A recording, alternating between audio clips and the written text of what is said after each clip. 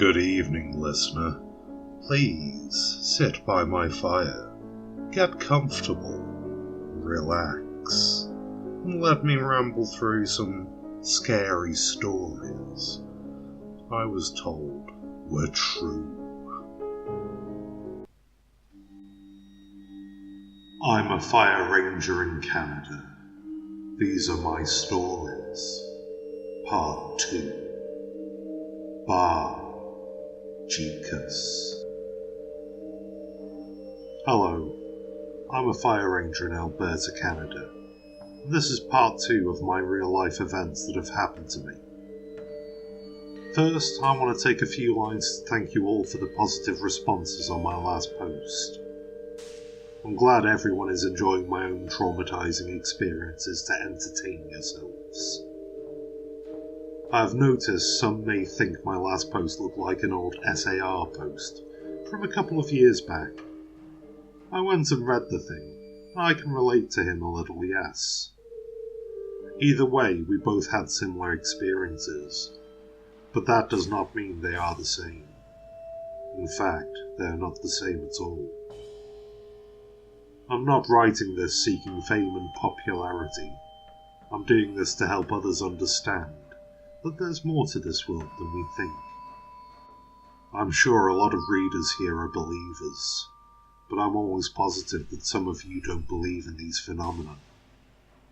The perception of our reality can be tricky sometimes.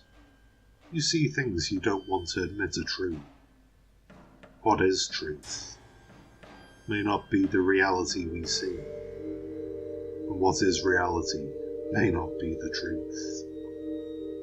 To the doubters out there, it is with respect that I ask you to open your third eye, enlarge your senses, and feel what is truly out there. I used to be closed-minded. When I first started reading No Sleep stories, I was actually entertained a lot. Yes, it messed with my head more times than I can count, but who wouldn't get paranoid in a one-man position in the middle of nowhere? To add to the paranoia, no actual outside communication beside the Northern Tower. I tend to believe sometimes that I got this job because I was not open to any paranormal waves, but I would not let anything change my own perspective on that matter. Until that night, 3 years ago, everything changed. So, ladies and gents, I'll now ask you to sit tight, grab a bottle of the strongest shit you have around you, and prepare to believe in my stories. As I am writing this from the top of the Eastern Tower, with a cup of tea in a Green Lantern coffee mug, I have found the perfect event for you to change your perspective on the paranormal and the unexplained. December 15th, 2015, Eastern Tower, 06:10 p.m. Eastern Tower to North Tower, please acknowledge my checkup call, over. That evening was one for the ages. A big snowstorm mixed with some violent wind. I tried to communicate with the Northern Tower since my shift started that morning. I was eventually able to pick up a small but brief "okay" from them at 10 a.m. Normally we have to call in every 2 hours to check if everything is going well in our respective area. The Northern Tower would always initiate the call by saying, "Northern Tower to Eastern Tower, good morning. Everything's pretty boring up in here, and we wish you a disastrous day. Over." I would normally reply in fashion, but that day was not like any other day. Something felt off about the storm, mostly because it came out of nowhere. My radar was showing a nice winter blue sky for the entire day. After their short answer, it seemed like the storm was picking up intensively, which was the reason for my communication problem with the other tower. Mainly the reasons that nothing was working on that day too. Statics in communications, power bumps, power shortages, and the Wi-Fi was not working properly. Since I could not reach the tower, and I had nothing to do for the next 4 hours, I decided to go in the back room to lay down for a while. I'd eventually have to wake up before my replacement comes, so I've set an alarm for 6 p.m. Something about the peaceful sound of the wind made it easy to simply drift away and sleep. The alarm I had saved was turned off when I woke up. The sound of static was loud in the console. Someone was trying to reach me by radio communication. East Tower, this is North Tower. Can you repeat your last message, over? I awkwardly got up, stumbled on my winter boots to finally reach the console. Something was off. I felt something weird inside. Almost as if someone just left the room. But why would they say this? What last message? I slept for nearly 3 hours. I never got up to pee. Even more to go play radio with the tower up north. I didn't want to sound too tired on the mic, so I gave myself a couple of slaps on the face to try and wake me up a little bit more. With the most obvious, I just woke up voice, I replied. North Tower, this is East Tower. I didn't send any call for the past 4 hours, over. Nothing. Only static.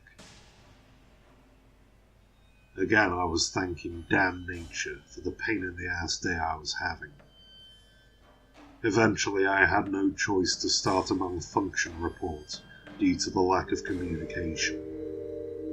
I hated those reports, probably because I'm a little too much of a lazy person.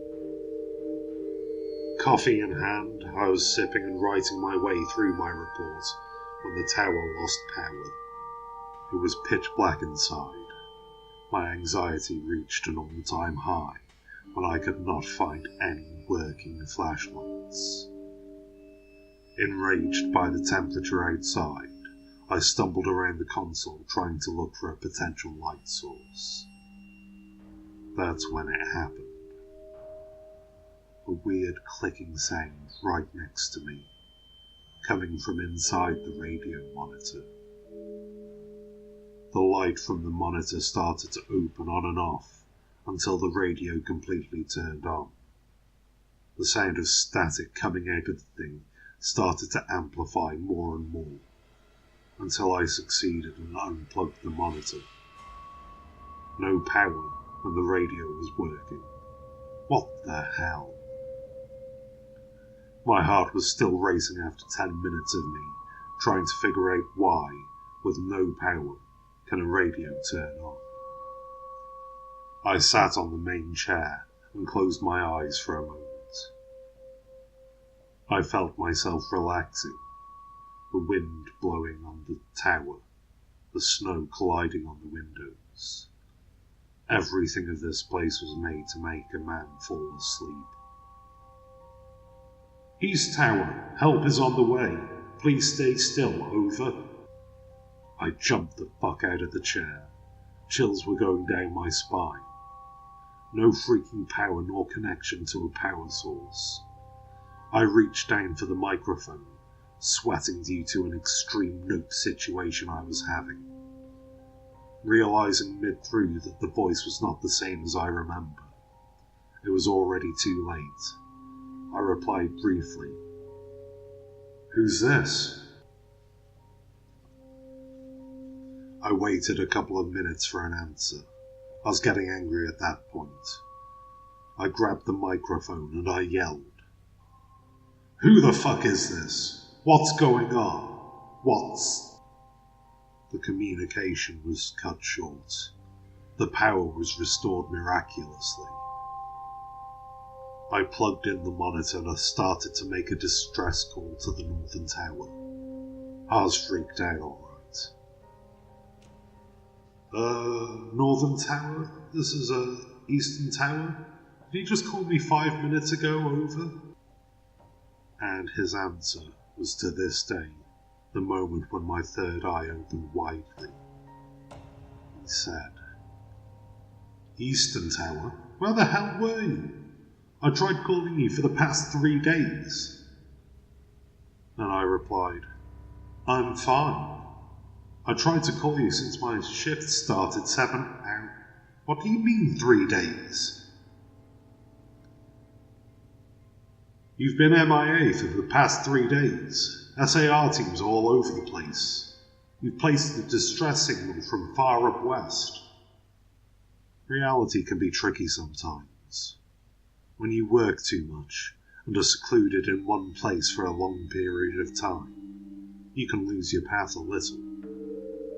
But to me, I never lost myself. I fell asleep 3 hours ago, to wake 3 days later, naked, in a console, looking outside the window. A beautiful blue summer sky. No clouds in the area, only the beautiful sight of nature of the Canadian wilderness. Birds were singing that morning, and I could see.